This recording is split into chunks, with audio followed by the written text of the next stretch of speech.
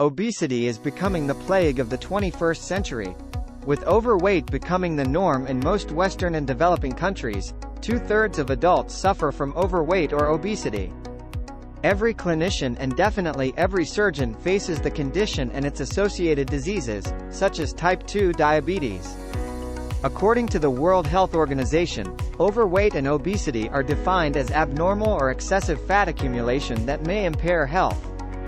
For adults, WHO defines overweight as a body mass index of 25 or more and obesity as a BMI of 30 or more.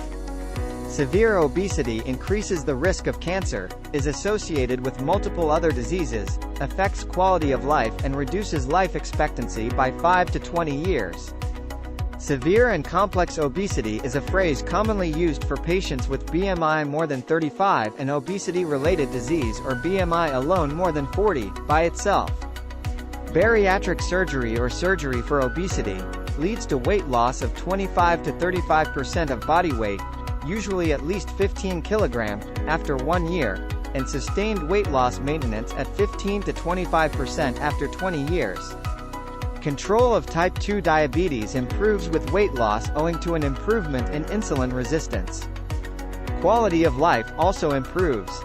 A number of randomized controlled trials have reported on the outcomes of bariatric surgery, and all favor surgery.